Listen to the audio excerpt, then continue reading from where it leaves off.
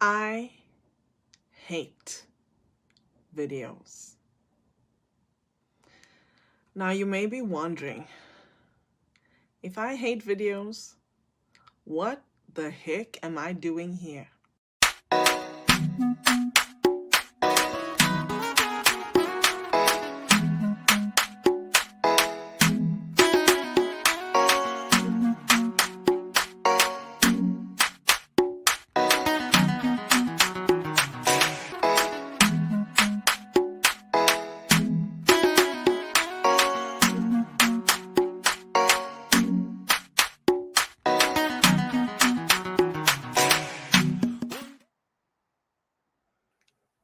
Happy Wednesday, everyone. I'm super excited to spend some time with all of you. Hello, happy Wednesday. Good morning, good evening, good afternoon to wherever you are in the world today. My name is Inge van Roy, and I am your host for Wonder Women Wednesday.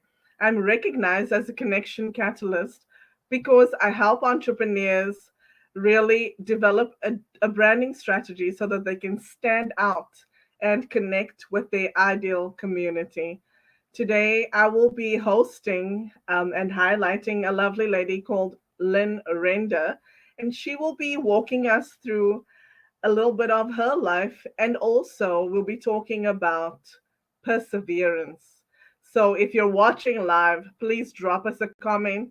Let us know who you are, where you're tuning in from. It will be our privilege and an honor to be able to highlight you. I'm just rapping a song on the other side on the radio, and I will be bringing this stream and that one together shortly. Um, just super excited to be here with all of you. I think today is going to be a good one. So buckle up and get ready for an awesome few for an hour. If you are listening on radio, that was Elvira Standili, a South African artist, of course. And she was singing a song entitled Still I Rise, which was originally written and performed by Yolanda Adams. And we are just about ready to bring on our amazing guest. So without further ado, welcome to you, Lynn. Thank you so much, Ingo. And I really appreciate the fact that you've invited me to have a chat with you this evening. It's my pleasure. Thank you for being here. Won't you please introduce yourself? Let everyone know who you are and what you do. Yes, certainly.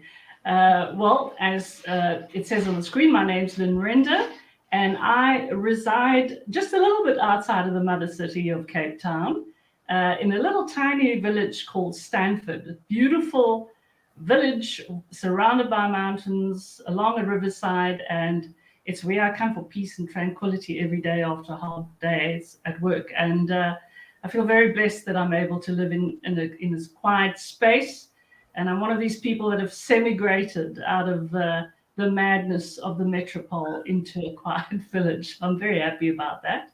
And I'm also the managing director of a non-profit company called Shelter Suit South Africa Foundation. And what we do is we provide hope and dignity for people who are living with homelessness by producing a beautiful product for them to keep them safe, warm, and dry out in the elements. Wow, that's beautiful. Thank you, Lynn, for that intro.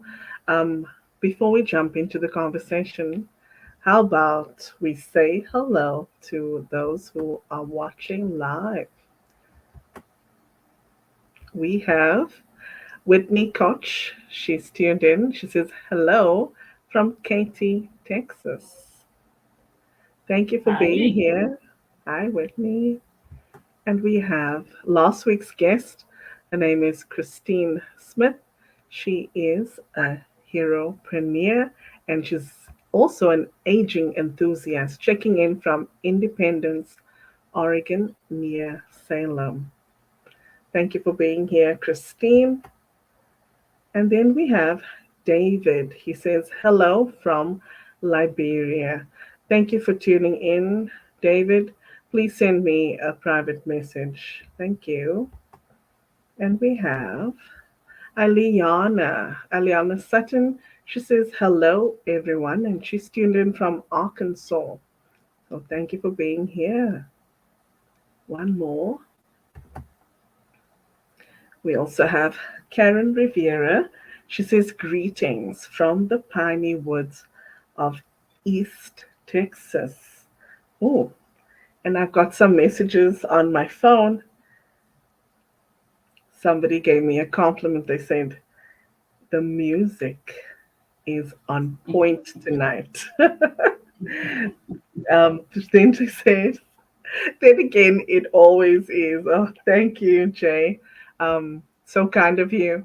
I must say that I played a beautiful song that was requested by our guest, Lynn, and she asked me to play a song called Power by Amanda Black. So thank you.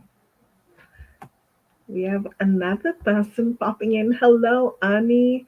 She's saying hello from beautiful Los Angeles. Thank you, Annie, for being here as well.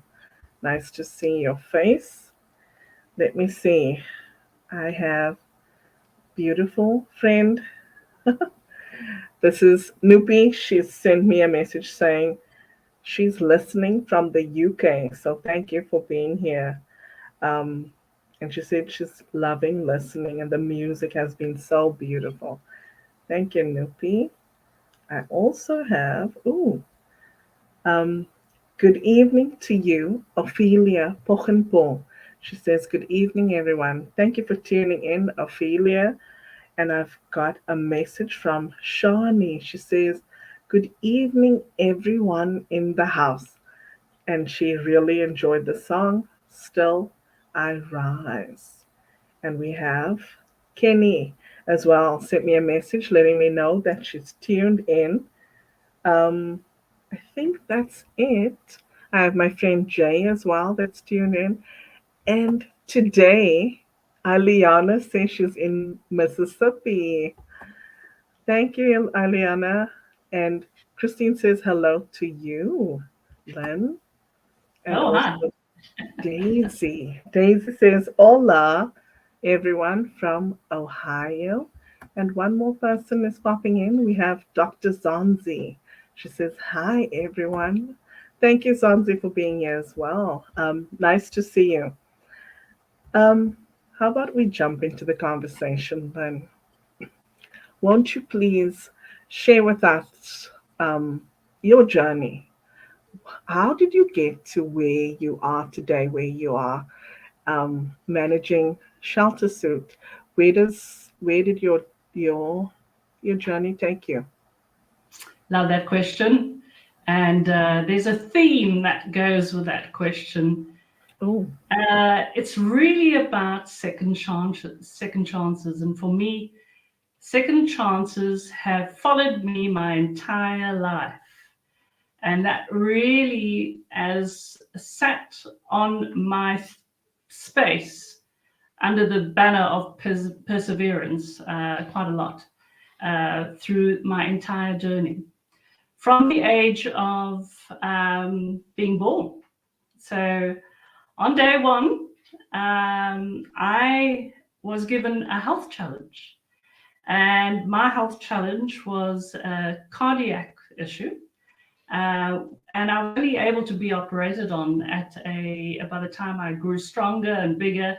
And I spent 3 years in the Red Cross Children's Hospital in Cape Town, one of the most famous hospitals in the world, for 3 years, living in an oxygen tent. I had a heart defect, and I was actually saved by Chris Barnard, who created an amazing opportunity for me to carry on with life. And today I carry a scar on my chest in the shape of a cross, which is very precious for me. So other people may go around tattooing themselves, I have a cross on my chest, and every day when I see that cross, it reminds me that life is precious and that I got a second chance at life. Wow. The second chance that I got was when my family decided to immigrate, and I was too young to obviously stay behind and make my own choices. I had to go along with them. And I decided to come back to South Africa in 1981. And my family thought I was crazy because at that time, South Africa was going through a state of emergency and very serious political, economic, social issues. And they were concerned for me because I decided to do this at 16. And I arrived back in Cape Town with a suitcase, $500, no family to go to, no job prospect, and I had to complete my matric qualification, having come out of Australia without having had Afrikaans in my background. And so I managed to find a safe place to stay, managed to get through studying, managed to find a job, and I got a second chance at South Africa. So that was second chance number 2. Wow. Second chance number 3 was changing careers. And interestingly enough, my first career is the one that stands quite strongly in my mind because I worked in the commercial property industry and I started out as a typist. And I progressed after 13 years to running a multi-chain of companies for the family who decided that they would hand it over to me while they retired. And so I managed commercial properties on their behalf, and that was my career in the property industry. And then my next career was in retail, and I managed shopping centers for a while. And that's when my first retrenchment happened and came as a surprise. And then I got my next chance to go into retail, and I worked for a multinational company for 11 years. And I loved that job. And it was all about working with people, profiling people, consumer behavior. And it really suited my personality because I love the opportunity to understand, grow, and nurture people and train and develop people. And I was retrenched from that job after 11 years. And I thought, wow, what's next? And I decided that, the corporate world had me for a number of years. Maybe it was time to go out on my own. And I started my own consultancy as a retail analyst. I'm a qualified business retail analyst. And I started my consultancy called Change in Action. And I dedicated my time to mentoring small businesses in the township areas around about the Western Cape. And at that time, I was part of the Rotary International Group, and I had the opportunity to work on projects with entrepreneurship in Change in Action. And that's more or less how I got to be involved with Shelter Suit South Africa Foundation. And we had a project which turned into a full-scale non-profit company, which has been in existence since 2019 as a trial project. And we have been registered as an official NPC since 2020. We started a month before COVID happened, and our machines haven't stopped running to make the product that is needed by homeless people. Then there is a second chance, which I must mention. And the second chance was after being widowed for a couple of years. My late husband passed on in 2013, and I was okay with being single again for the rest of my life, and that wasn't going to be a plan. And I married my second husband in 2015, so that was my second chance. Number 5. My sixth second chance, and it's an ongoing second chance because I believe it's going to keep evolving, is my ability to help others to pursue their second chances in the world of homelessness. So yeah, that has been my career path. Beautiful.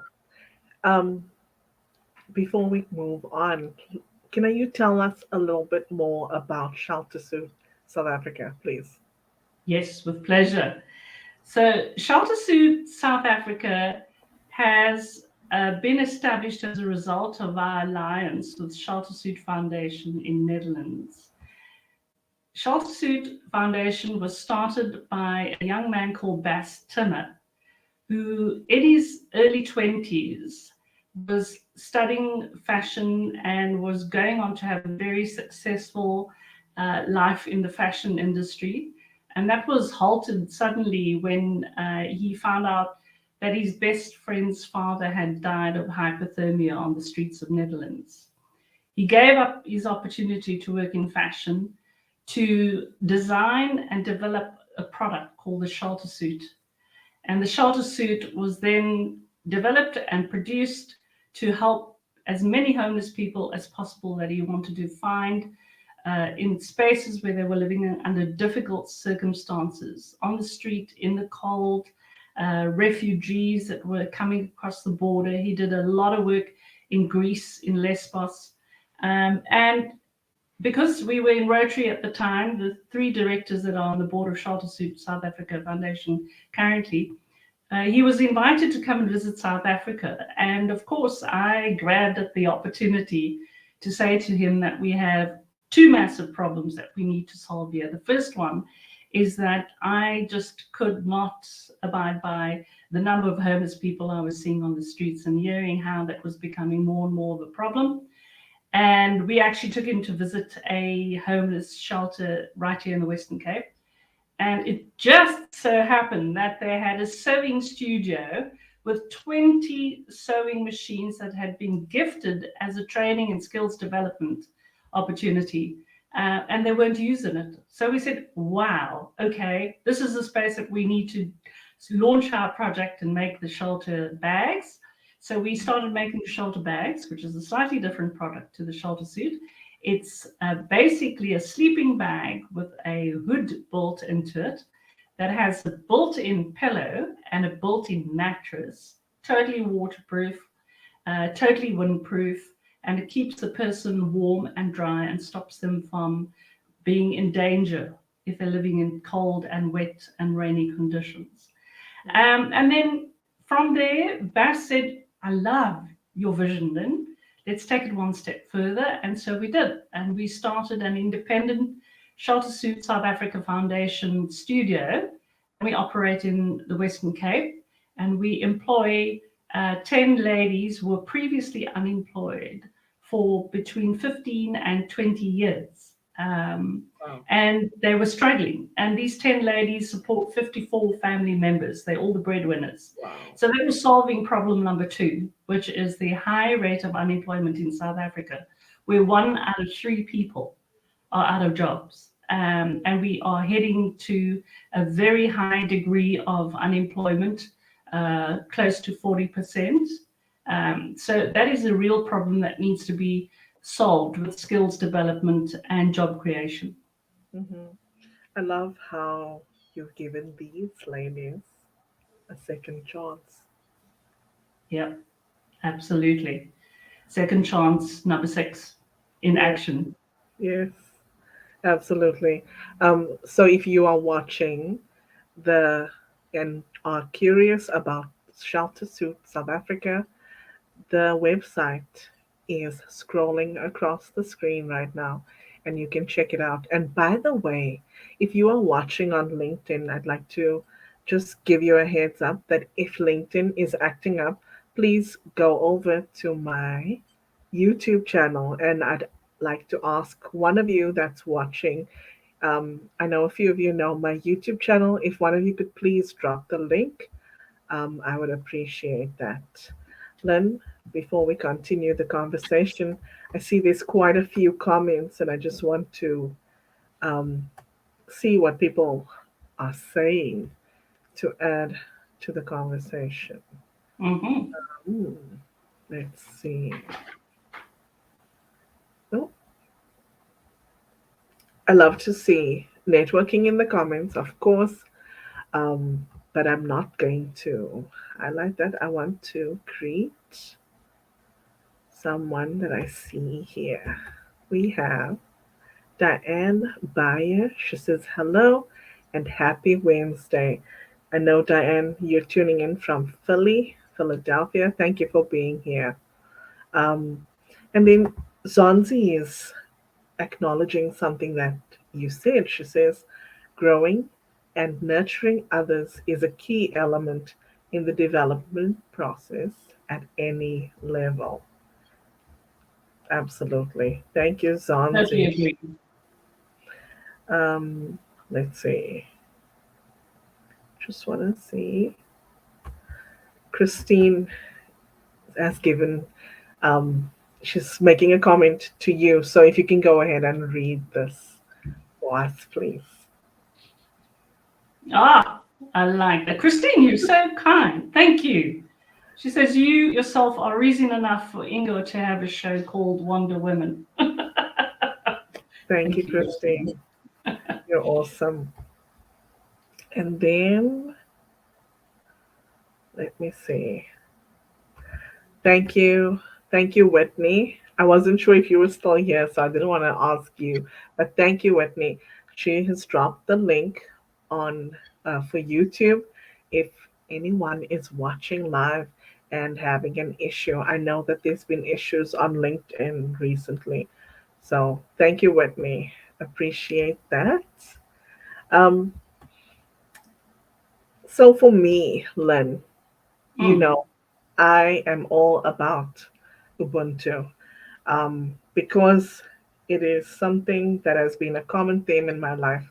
And I really truly believe in the principle of Ubuntu. And for those of you who are watching or listening and have no idea what I'm talking about, let me explain to you what Ubuntu actually means. So, Ubuntu is an ancient African word and it means humanity to others. It is often described as reminding us that I am because we are. And for me, community is everything because of this principle. Because I wouldn't be the person that I am today were it not for the people that I've met on my journey and built community with. Um, so, Len, what does community mean to you? It's a word that's thrown around, and people don't often think carefully about what community really is. And, just from a personal perspective, I've lived in some very interesting communities. So, the last community that I lived in before I moved to where I am now was a gated community. And I said to myself, I never want to live in a gated community again. Because the mindset of individuals that live in a gated community, and for your listeners that are online and not sure about that term, it really is quite a prevalent situation in South Africa where people live in a community which is literally gated and fenced with electric fencing and CCTV cameras and security at the gate, and you can't get in unless you have an access card or the boom is lifted or you sign in or you have reason to visit anybody. So nobody can just knock on your front door. I mean, where I live now, we don't have electric fencing, we don't have bars, we don't have restricted access to our front door. Yeah, people can just walk up to the front door, ring the bell, and come and say hi and have a cup of coffee. And the reason I didn't want to live in a gated community, because you start living in a bubble where you think that perfection has to happen. And that for me was not really in line with my own mindset of how people need to be connected to each other. Mm, So I moved out of that and I said I would never live in a gated community as well. And then I also worked in a retirement village, and there were 400 people in 200 houses. And it was quite interesting that not many of them got to befriend each other. They all stayed behind their locked doors. And I said to myself, I'm never going to live in a retirement community ever. And what was interesting, when I went out and worked in the townships, it was a cultural awareness that I was quite interested to see every Saturday where I went in there. You would see children on the street playing. You'd see food getting cooked on the pavements. You would see ladies walking about, chatting with each other. And it was quite interesting because in the gated communities, you don't see people. In the retirement communities, people are kind of just locked behind their front doors because they've opted out of life. So community for me is what I'm experiencing right now, which is people care for each other. They care for their surrounds. They care for everybody in the community. They want to do the best they can in the community. It's quite inclusive. People are not shunned. People are experiencing their best life. You even know people's dogs' names. So if you know your neighbor's dog's names, and you know everybody walking on the street, and people, I went out for a walk this evening and people were waving at me as I was walking past. I don't know them, but they were waving on their cars saying hi. And for me, that is like a real community experience that I'd like to have always. Beautiful. I love that. Um, I often say to people, a lot of us are on LinkedIn and we connect with one another, but that's it. You really become a number Yeah. in someone's connection list. Mhm. And I believe in, striving to connect with each other, because I say that the whole point of LinkedIn is to be LinkedIn, right? We need to connect with each other beyond the superficial level where we're looking at what each other looks like, or you know our assets or our titles, and look beyond that to find out who that person is right in here in your heart, as opposed to everything outside that you see, that's easily seen by the eye. um, I want to say hello to Jennifer Solomon, who sent a message on the WhatsApp group, and she's asking for the Shelter Suit website. So I just sent you the link, Jennifer. Thank you so much for asking for that. Um, Yeah, thank you. yes, and anyone who is interested, let me spell out the link for you so that you can go and check out what Shelter Suit does, and hopefully look at how you can help to get involved or support them monetarily. So it is SHELTERSUIT dash South Africa .org.za. So go on and check out their website. I'm going to spell it again. Here you go. It is SHELTERS, as in Sam, UIT dash South Africa .org.za. So, Lynn, of course, we know how your work that you do now is related to community, right? Because you go out into your community and make a difference, um, for people that are homeless, and also for the ladies that were without work. Um, so, can you tell us, how can people get involved or support Shelter Suit, please? Well, thank you very much for telling people what the website address is. I really appreciate that very much. And in fact, on LinkedIn today, I just put an article. If you look at this Shelter Suit South Africa page, you will see the article there talks explicitly about how you can be a support to us. And there are many ways that people can support us. So currently, the main support that we receive is funding. And with that funding, we have been able to produce 12,000 shelter bags, which have been distributed worldwide. So we help people in South Africa with our distribution locally, but there are also many homeless people around the world. So we, in fact, have had a number of cargoes that have been delivered on the East Coast of the States. We have had 3 cargo ships go out to Australia. We have delivered to people in Turkey after the great, and Syria after the great earthquake happened there. And we've also sent cargo to Ukraine via Poland.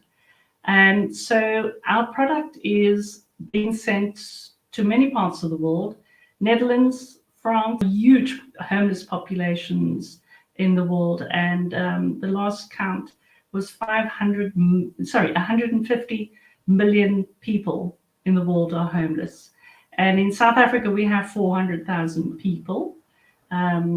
As an estimate, the official figures are half that. But we believe that since COVID has occurred, that more people have lost their homes, their jobs, their livelihood, and are struggling. And we can actually see that. I went to the city last week. I went to the center of Cape Town, and it was shocking to see how many homeless people are residing on the streets of Cape Town. And so, if you help us, we can solve that problem. And we can also solve the problem of lack of skills development for women by training and developing them to make our very specialized product in our studio.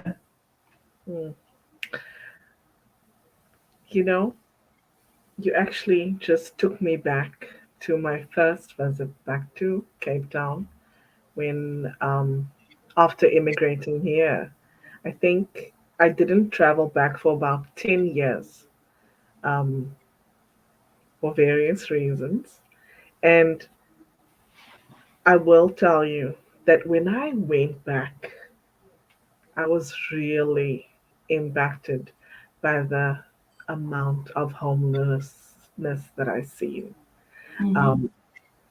There were many times I was actually reduced to tears on the street in Cape Town, and moved to help people that I've seen on the street. You know, one one gentleman actually, he approached us and asked us for, I think he asked my husband for some money, and my husband went into the shop with him because he wanted to buy him a few things. Mm-hmm. And I remember he said, please, don't buy me bread, but I'd rather like this, which was wheat bix.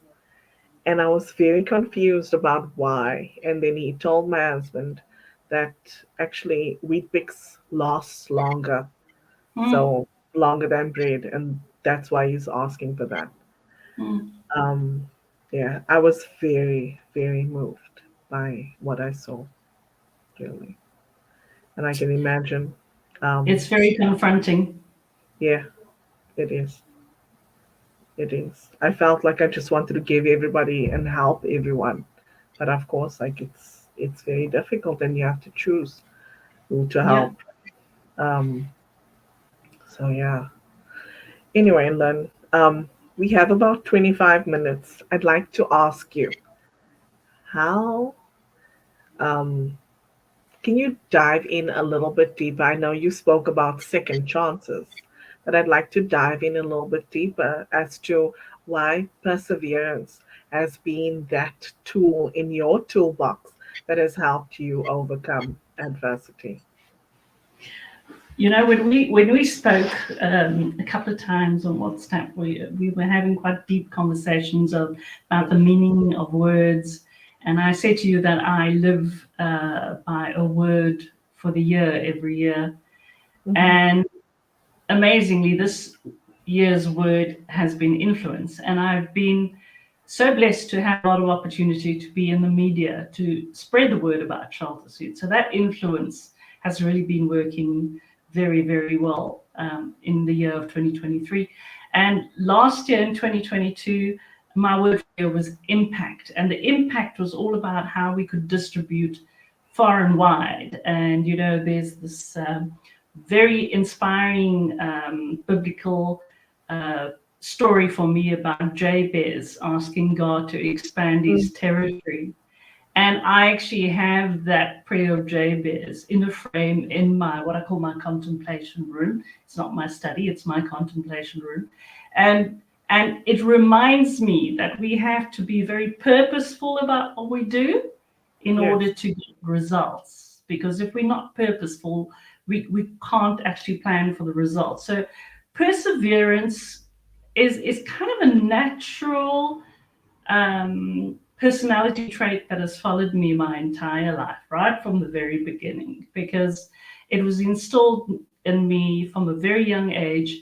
You've got to be brave and you've got to be strong, and you can do this, you can overcome this. You don't worry about it, you'll be fine, you'll be okay. So that level of perseverance was installed at quite a young age. And as you said right at the very beginning, it's about overcoming challenges and setbacks and constantly searching for the positive outcomes that you want to find in your life. And it's about determination and persistence. So for me, determination and persistence is like a dog with a bone for me. I do not give up very easily. I stand my ground until I get my way.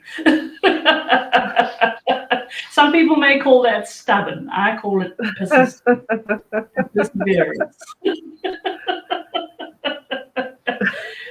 So yeah, I think also personally, when you've had a couple of storms in your life, and I've had a couple of storms, and I could have either sat down and cried a bucket of tears, or I could have got up and said, this too shall pass. And it always has. This too shall pass. And so I think when you face adversity and difficulty, you have to look deep within yourself and say, what is inside of me that drives this? And in my case, it always comes down to perseverance. And it's also resilience, It's that song that says, get right up, get back up, march right on, and you'll be fine. So, it's a case of you've got to just dust yourself off and start all over again. It's the resilience and the ability to do that. But you also have to have a mindset where, endurance is what's going to get you through. And you have to do things consistently with passion. And that is grit. That's what grit is all about. It's really having that endurance. Like if you ride a mountain bike up a mountain, you're not going to win the race unless you keep pushing down on those pedals. And I watch cyclists go through the mountains here. Boy, oh boy, that is a lot of grit that gets into that obsession with getting to the top of the mountain, pedaling a bike. So it's like that. And then, it's also about your ability to have optimism all the time, and to believe that positive results are going to happen. And all through the way with Shelter Suit, I was determined, just looking at the faces of our 10 ladies, that it didn't matter come hell or high water, I protect them like mother hen and make sure that my optimism and enthusiasm was going to fool them. Because we have a wonderful culture of optimism and enthusiasm at our studio. I walk in there every time I walk in there. I'm so glad that I drove 3 hours to get there. and because they just get on with it, and they're so happy about their job, and for them it's a labor of love, which I find incredible. And then self-discipline is very important, because if you have self-discipline, you can show your self-discipline to others, and they will follow your cause. And so it's consistently taking the right action so that they can believe that you're going to make the right decisions for them in the circumstances, and that self-discipline is going to pass on to them. So in another way, that has been very fruitful because I go to my studio twice a week, which means that the majority of the time my ladies are looking after making shelter bags for people by the thousands. I don't stand there. I don't tell them what to do. I don't write a schedule. They do it all themselves. They make sure the materials are ordered. They make sure the labels are there. They make sure the zips are right. They make sure the quality is good. They get on with it. I walk in and say, who wants cake and tea? I'm here for cake and tea. And that is the relationship that we have, because they know that I trust them implicitly. And how can I empower them if I don't behave in a way that shows them that they are worthy of being trusted and that they are worthy of being thought of as capable individuals? So yeah, it's the emotional intelligence is unbelievable. So for me, that also makes such a huge difference to the way our operation runs at Shelter Suit. And then, you've got to be adaptable. Boy, oh boy, with my trajectory in life and the way it's gone, I've had to adapt or die, and I'm not into dying. So adaptability has been an incredible learning curve for me, and patience. Oh, that one has tested me really, really greatly because I'm a patient person. I want it, and I want it now. But you have to have patience because, in time with your effort, you'll see the results. It's not always an immediate action. And then also, of course, problem solving. Every day there's a problem that needs to be solved. And you have to be innovative. You've got to find the right solution, and you get things done by problem solving correctly. And you've got to involve people in that whole problem solving process. And then last but not least, focus and determination. When you're focused and you're determined, that is a big part of perseverance for me.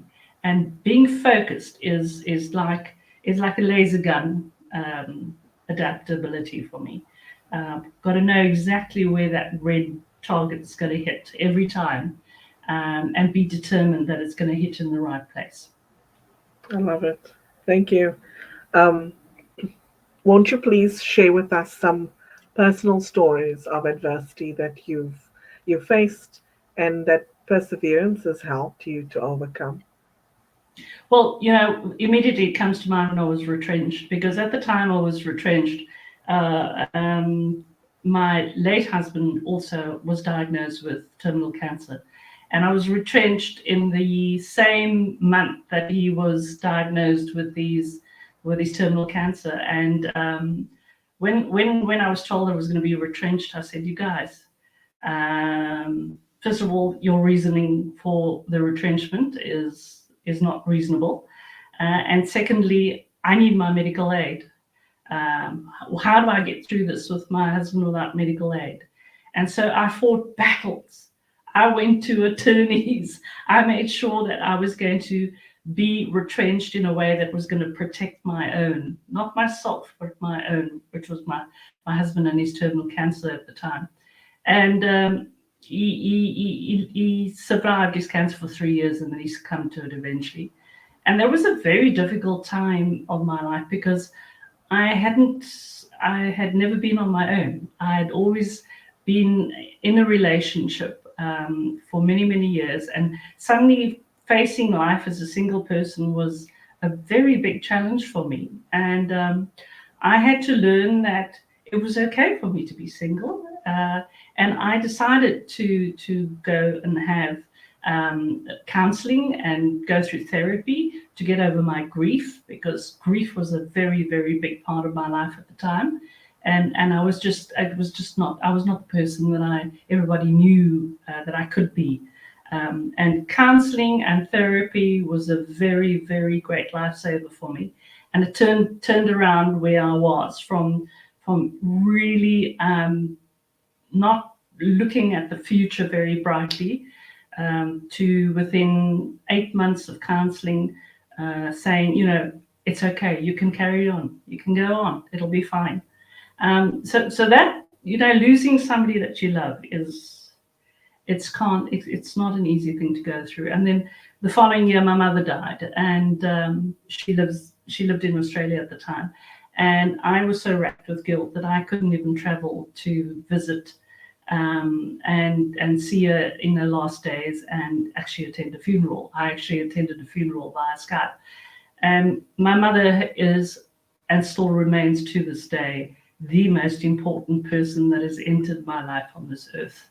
And so everything I do, everything I think of, every action, every behavior is always with her in mind. I can hear her voice in my head wherever I go.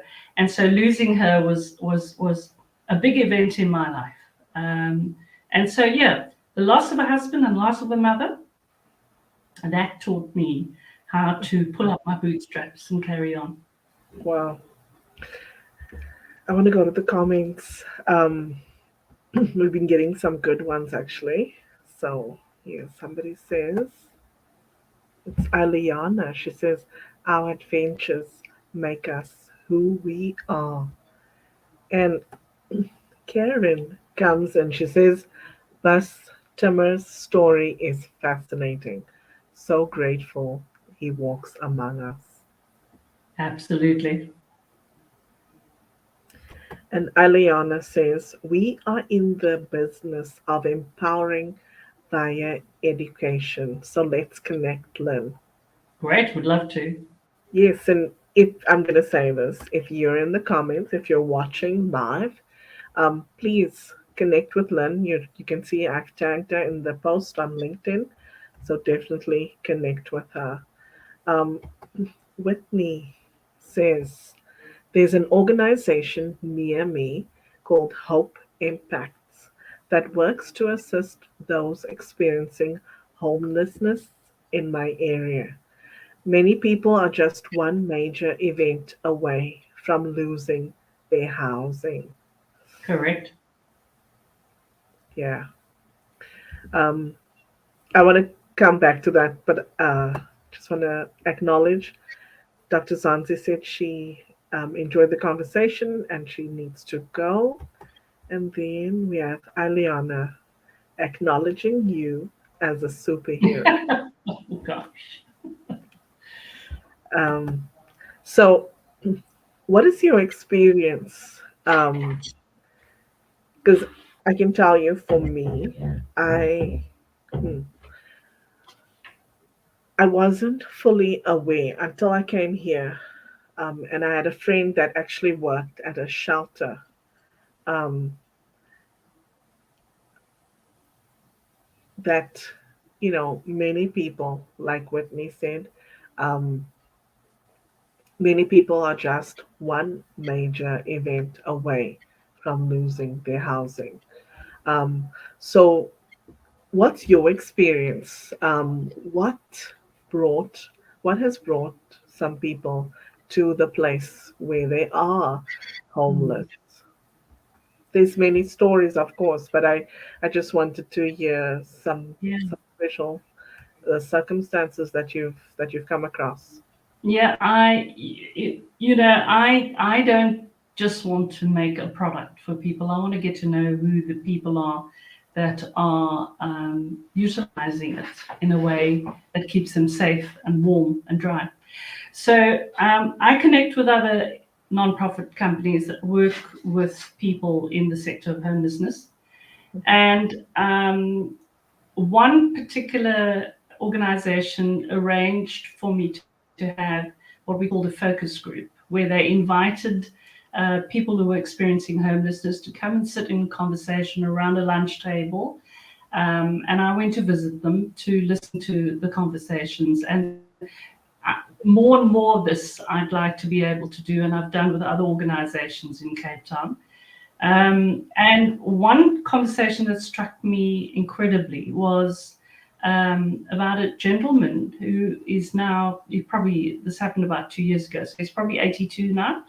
He was 80 at the time, and when I met him, it was hard to look at him and think that he was homeless because he was so dignified. He was dressed beautifully. He was so well spoken. And Mm. I said to him, I'm going to call him Alan for anonymity. I said, Alan, tell me about your life. What has happened? How has this come about? That you find yourself coming to a safe space for a meal, and you sit in the library and you read a book, and then you have to leave the safe space and go and sleep on the streets under the railway bridge at night. And come back in the morning to the safe space when they open again. Because a lot of these people aren't allowed to stay in the safe places. They can go to the soup kitchens, they can get a shower, they can go for counseling, but then they have to go back out on the street at night. So the reality of the problem is there aren't enough shelters and safe spaces to house people who are homeless. And Alan said to me, there were two circumstances that happened in my life, and it happened in 1976. The first circumstance was around the business that I owned. And I said, interesting, what business did you own? He said, I was a marketing and advertising executive, and I owned a marketing and advertising consultancy. And what happened is that my partner in the business, he had forged deals and bankrupted the company. I said, that's very hard, and you couldn't recover from that. He said, there was only one circumstance that happened that shattered my life. I said, what was the other? He said, my partner was also having an affair with my wife. Oh, And so he had a double blow that he wow. has never recovered from since 1976, because it has affected him so badly psychologically. Yes. And what a lot of people understand is a lot of people out on the street there, and I've spoken to them, who have mental illness. They suffer Mm-hmm. with depression. They have clinical depression. They Yes. have bipolar disease. They have no access to medication. They have no access to counseling. They have no access to hospitals. They are frowned upon. They are seen as just being insane. We have a very unkind society here that puts labels on people like, oh, that person's just insane, without really understanding that it's a real issue. And the reason why homeless people or people experiencing homeless, I hate the term homeless people, they're people like you and I, so they're experiencing homelessness. They are experiencing homelessness. They aren't the person. Mm-hmm. They turn to substance abuse, because how do you keep warm on a cold night? Okay, so that one glass of wine turns to a bottle of wine eventually if you need to keep warm. Mm-hmm. If you need to take away the reality of your circumstance, that drug abuse is going to start entering your life. And it's a difficult cycle to break out of. So these are just some of the stories, and some of the worst stories for me. Not that, there's any scale of good or bad on being a person experiencing homelessness. It's all bad. But women on the streets due to gender-based violence. I have a partner who does distribution, and that's what he focuses on: women who are on the run from their homes because of gender-based violence. They're running away from being killed. They're running away from having their children protected from sexual abuse. Yeah. Um, and so these are the realities of the people that we see on the street that we judge Yeah. harsh and Yeah. unfairly. Yeah. Yes. Wow. Um, I have a friend actually who ended up being homeless, and luckily for him, he had a car, so he slept in his car. But the reason why is because he was in a business with a partner who then embezzled the funds from the business and took off with millions of dollars US that belonged to the business and them, of course. And he ended up homeless as a result of it. Mm-hmm. So there are many, many circumstances, many things and occasions in someone's life that can force them in that direction. And really, but for the grace of God, go I, right? Correct. Um, so thank you for sharing that with us, Lynn. I want to acknowledge some comments that I received. Diane says that you're so inspirational. Whitney. Whitney says, "Oh, bless him, that is terrible." And she says, lack of access and also lack of understanding around mental health issues definitely makes the problem worse. Diane is saying that she's been blessed by your knowledge and your sharing today. Thank you. Thank you. Thank you.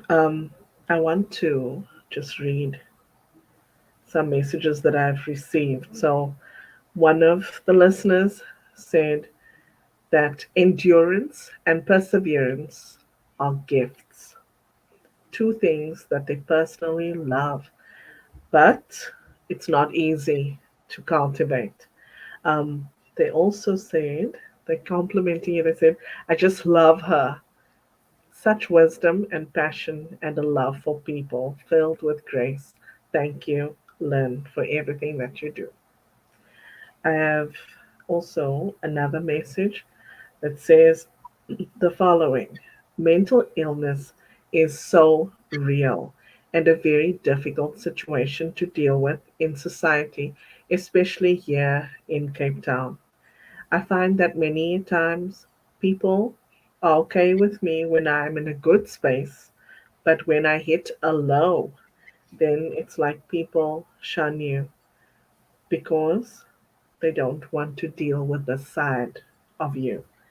For those suffering from mental illness, um, they're so afraid to mention it and make it known due to the fact that labels, that they're being labeled.